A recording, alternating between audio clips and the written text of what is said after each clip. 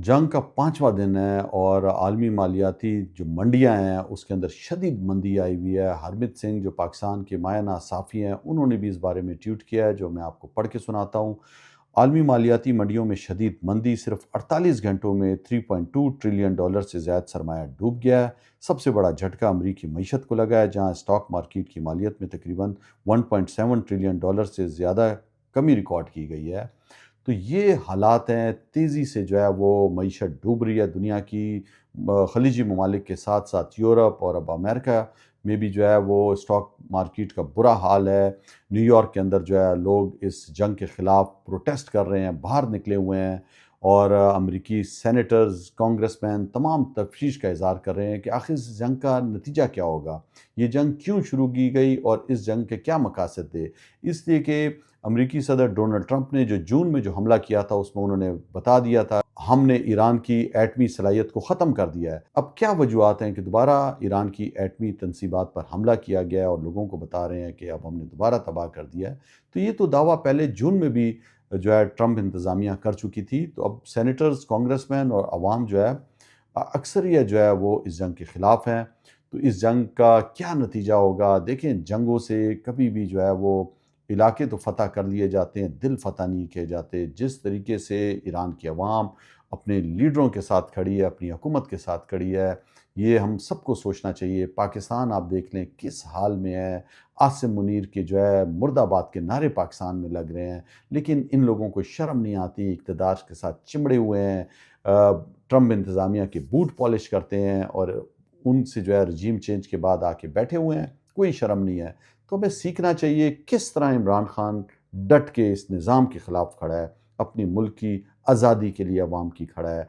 और आज भी जो है वो उसका जो कहना था एब्सोल्युटली नॉट, वो पूरी दुनिया में गूंज रहा है और तमाम दुनिया के ममालिक भी आज जंग की मुखालफत कर रहे हैं। खबर सऊदी अरब के शहर रियाद में अमरीकी सफारतखाने पर ईरान की तरफ से ड्रोन हमला किया गया है, उसकी बिल्डिंग मुतासिर हुई है और उसकी बेसमेंट में जो है खलीजी ममालिक का सबसे बड़ा CIA का सेंटर बताया जाता है कि वहाँ पे मौजूद था और उसको निशाना बताया गया है। ये किस तरह से इंटेलिजेंस मिली ईरान को और किस तरह जो है वो अब अमरीकी सफारतखानों को निशाना बना रहा है और इससे पहले जो दुबई में जो कौंसलेट था अमेरिका का, उसको भी निशाना बनाया है ईरान ने।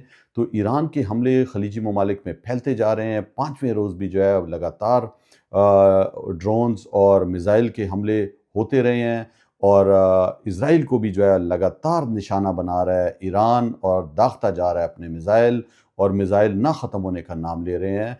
इसी तरह जो है वो अमरीकी और इज़राइली तैयारे भी बमबारी कर रहे हैं, रॉकेटों से हमला कर रहे हैं और इंफ्रास्ट्रक्चर उसका तोड़ रहे हैं और क्लेम कर रहे हैं कि वो जो है वो दिफाई क़ुव्वत ईरान की जो है वो ख़त्म कर रहे हैं। आपको आगे जाके ये भी शेयर करूँगा कि किस तरह जो है वो अमेरिका के सेनेट और कांग्रेस में आवाज़ें उठना शुरू हो गई हैं इस जंग के ख़िलाफ़ और इसको गैर कानूनी और गैर आइनी करार दे रहे हैं।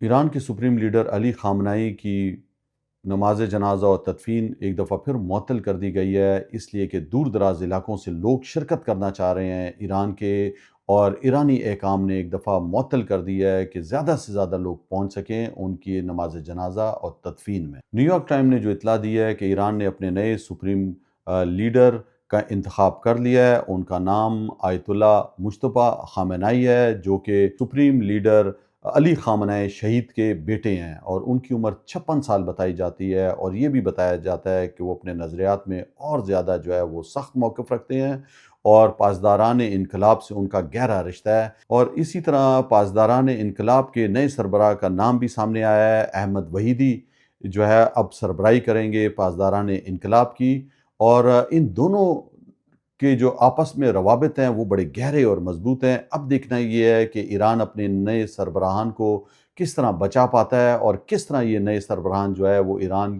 को इस बुरहान से निकालने में कामयाब होते हैं और इस जंग जो उन पे मुसल्लत की गई है, किस तरह अपने नज़रियात का, अपनी आवाम का दिफा कर सकते हैं। ये बहुत बड़ा एक सवाल इन दोनों क़यादत पर आ रहा है। अब नाए हुर्मस को ईरान ने बंद कर दिया है और वहाँ पे तकरीबन जो है वो 1100 के करीब बहरी जहाज़ तेल से लदे हुए खड़े हुए हैं। वहाँ पर 10 बहरी जहाज़ों पर हमले हो चुके हैं और इसी तरह जो है 2 बहरी जहाज़ जो انڈیا کی سمندری حدود میں تھے ان کو بھی نشانہ بنایا گیا ہے۔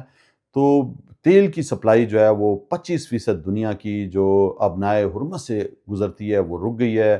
جنوبی ایشیا کے اندر بحران پیدا ہونے کا خدشہ ہے۔ یہیں سے سب سے زیادہ تیل کی جو ہے وہ سپلائی چائنا کو بھی جاتی ہے۔ نیٹو کے سابق کمانڈر نے کہہ دیا ہے کہ تیسری عالمی جنگ چھڑ چکی ہے۔ یوکرین اور رشیا کی جنگ کافی عرصے سے شروع ہے۔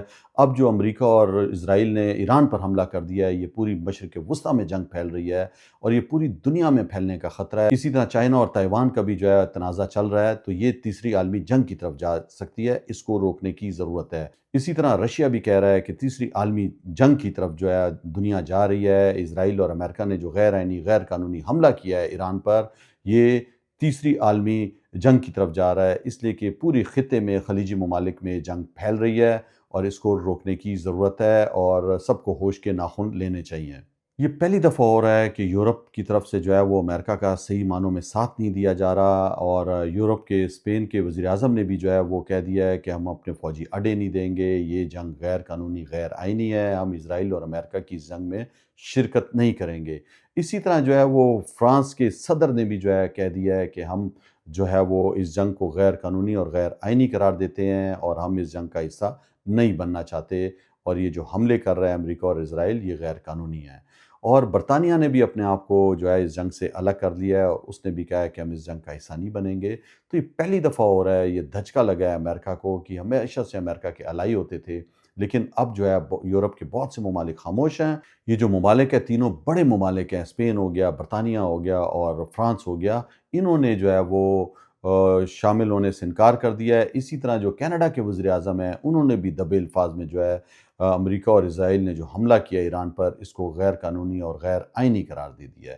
تو یہ بہت بڑی ڈیولپمنٹ ہے کہ وہ ممالک جو ہمیشہ سے امریکہ اور اسرائیل کا ساتھ دیتے رہے ہیں، آج وہ بھی جو ہے غیر قانونی غیر آئینی اس کو جنگ کہہ رہے ہیں جو ایران پر مسلط کی گئی ہے۔ امریکی سینیٹر الزبتھ وارن نے کہا ہے کہ ٹرمپ ایڈمنسٹریشن نے امریکہ کے لوگوں کو جو ہے ایک مصیبت میں پھنسا دیا ہے اس جنگ کے اندر۔ یہ جنگ غیر قانونی غیر آئینی ہے۔ امریکی عوام ٹھیک پریشان ہے کہ ان کو اس جنگ کا حصہ نہیں بننا چاہیے تھا۔ ان کو جو یہ بریفنگ دی گئی ہے اس کے بعد انہوں نے کہا ہے۔ امریکی سینیٹر کرس مرفی نے بھی بیان دیا ہے کہ جو ڈرون سے حملے کر رہا ہے ایران اور امریکی اڈوں میں امریکی فوجیوں کی جانے جانے کا خدشہ ہے اور یہ غیر آئینی غیر قانونی جنگ ہے، اس پر جو ہے سینٹ میں بحث ہونی چاہیے اور اس کے بعد اس پر فیصلہ ہونا چاہیے تھا۔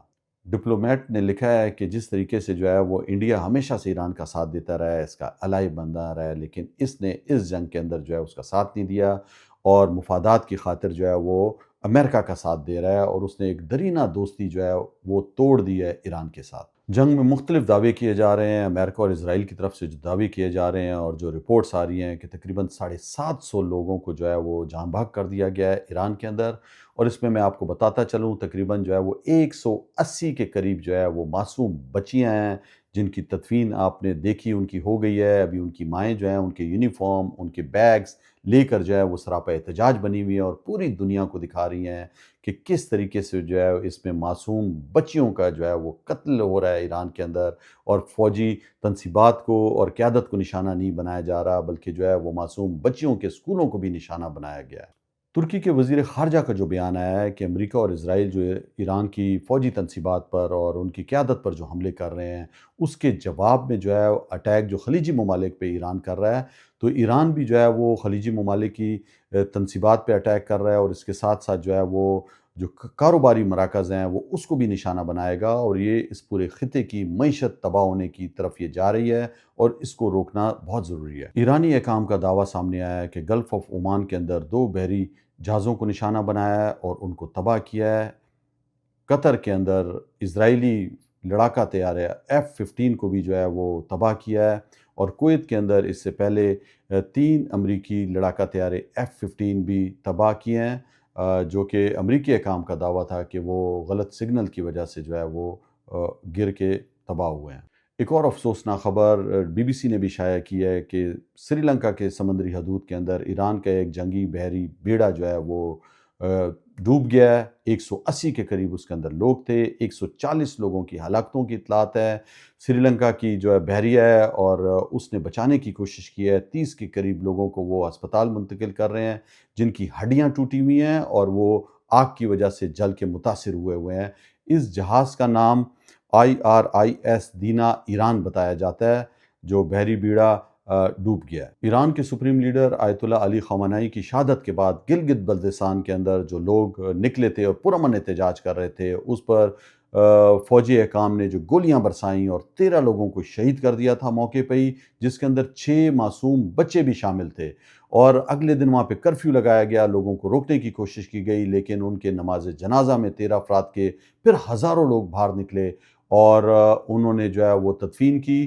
اب وہاں پر جو ہے وہ عاصم منیر مرد آباد کے نعرے لگائے جا رہے ہیں اور یہ نعرے پرشگاف نعرے ہیں، آپ یہ سن سکتے ہیں نعرے